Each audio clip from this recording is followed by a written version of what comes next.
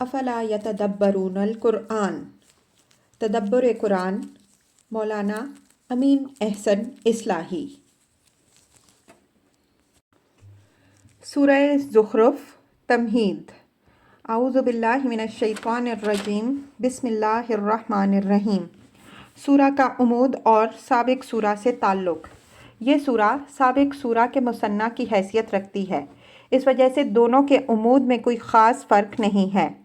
Group کی دوسری سورتوں کی طرح اس کا بھی مرکزی مضمون توحید ہی ہے، اور اس توحید ہی کی اہمیت واضح کرنے کے لیے اس میں قیامت کا بھی ذکر ہوا ہے۔ خاص طور پر ملائکہ کی الوہیت اور ان کی شفاعت کے تصور کا ابطال اس میں تفصیل سے ہے، اور قریش کے اس دعوے کی تردید کی گئی ہے کہ وہ جس دین شرک کے پیرو ہیں، یہ ان کو حضرت ابراہیم علیہ السلام سے وراثت میں ملا ہے۔ سابق سورہ میں قرآن کی عظمت ایک خاص پہلو سے نمایاں کی گئی تھی۔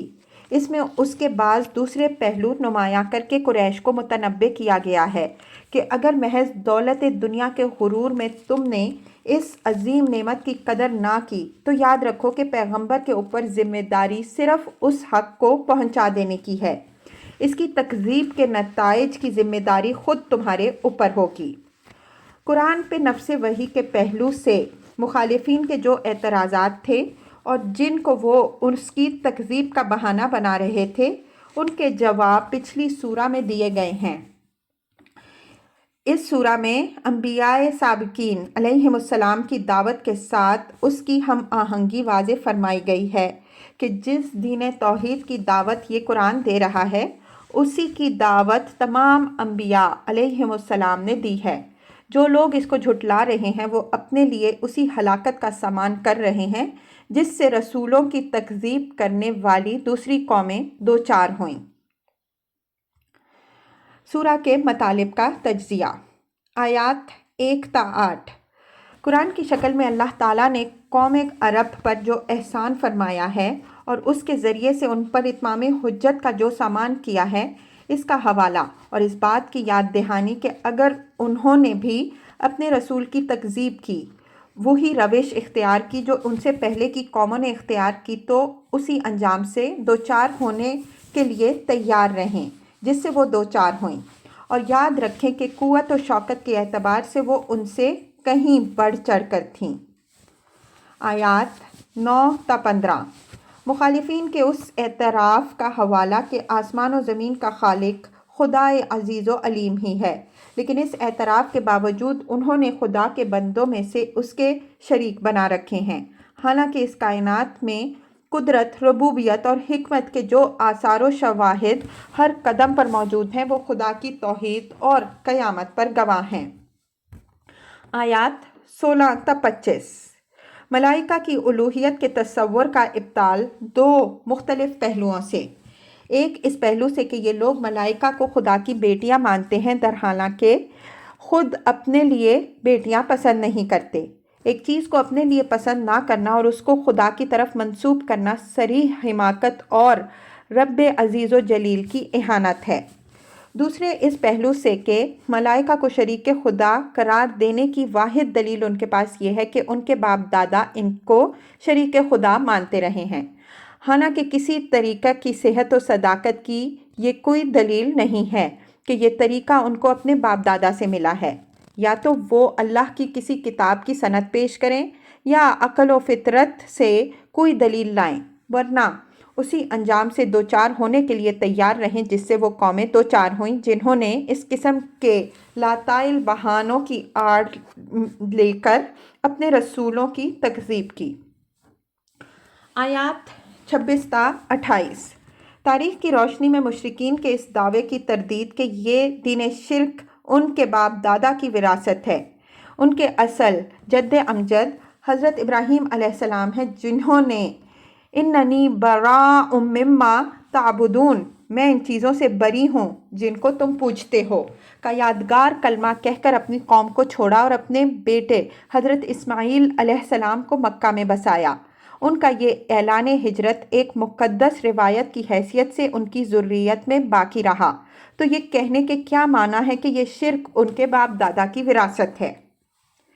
آیات 29 تا 45۔ مکذبین کی سرکشی کے اصل سبب کا بیان کہ یہ اپنی جہالت کے حق میں جو دلیلیں گھڑنے کی کوشش کر رہے ہیں یہ محض سخن سازی ہے۔ اصل چیز جو ان کے لیے فتنہ بنی ہوئی ہے وہ ان کی دنیاوی رفاہیت ہے، حالانکہ خدا کی میزان میں اس رفاہیت کا کوئی وزن نہیں۔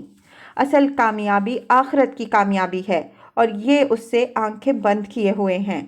شیطان نے ان کی آنکھوں پر پٹی باندھ دی ہے اور یہ پٹی ان کی اس وقت کھلے گی جب اس کا کھلنا اور نہ کھلنا دونوں ہی بے سود ہوگا۔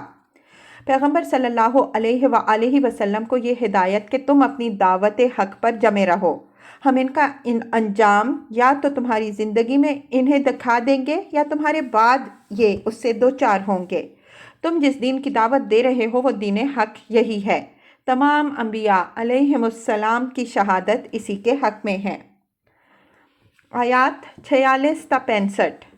حضرات انبیاء علیہم السلام میں سے دو نبیوں حضرت موسیٰ اور حضرت عیسیٰ علیہم السلام کی دعوت کا حوالہ کہ انہوں نے بھی بعینیہ اسی دین توحید کی دعوت دی۔ حضرت موسیٰ علیہ السلام نے اپنی رسالت کے حق میں فرعون اور اس کے اعیان کو ایک سے ایک بڑھ کر نشانیاں دکھائیں، لیکن وہ کسی نشانی سے بھی قائل نہ ہوئے۔ ان کی تکذیب کے سبب بعینیہ یہی تھا جو قریش کے ان فرائض کی تکذیب کا سبب ہے۔ بالآخر وہ کیفر کردار کو پہنچے، وہی انجام ان لوگوں کا بھی ہونا ہے۔ اسی توحید کی دعوت حضرت عیسیٰ علیہ السلام نے بھی دی۔ ان کا نام سنتے ہی قریش کے جھگڑالو تم سے مناظرہ کے لیے اٹھ کھڑے ہوتے ہیں کہ ان سے بہتر تو ہمارے ہی معبود ہیں۔ گویا ان جاہلوں کے نزدیک قرآن ان کا ذکر خیر اس لیے کر رہا ہے کہ لوگ نصارہ کی طرح ان کو ابن اللہ مانیں، حالانکہ قرآن ان کو ابن اللہ کی حیثیت سے نہیں پیش کر رہا بلکہ اس حیثیت سے پیش کر رہا ہے کہ ان کی دعوت ان اللہ هو ربی و ربکم فاعبدوہ، اللہ ہی میرا بھی رب ہے اور وہی تمہارا بھی رب ہے تو اسی کی بندگی کرو کی دعوت تھی۔ ان کی اس دعوت حق میں اختلافات تو بعد والوں نے پیدا کیے اور وہ عنقریب اس کا انجام دیکھیں گے۔ آیات 67 تا 79۔ خاتمہ سورت جس میں پہلے ان لوگوں کا انجام بیان ہوا ہے جو اس دعوت حق پر ایمان لائیں گے، پھر ان لوگوں کا انجام بیان ہوا ہے جو اس کی تکذیب کریں گے۔ آخر میں نبی صلی اللہ علیہ وآلہ وسلم کو تسلی دی گئی ہے کہ ان ضدی لوگوں سے اعراض کرو، یہ خود اپنا انجام دیکھ لیں گے اور فرشتوں کی جس شفاعت کے بل پر یہ اکڑ رہے ہیں اس کی حقیقت ان کے سامنے آ جائے گی۔ اس تجزیہ مطالب پر ایک نظر ڈال کر دیکھ لیجئے کہ عمود کے ساتھ اس کے ہر جز کا کیسا گہرا تعلق ہے اور شروع سے لے کر آخر تک یہ پوری سورہ کس طرح مربوط ہے۔ اب ہم اللہ کا نام لے کر سورہ کی تفسیر شروع کرتے ہیں۔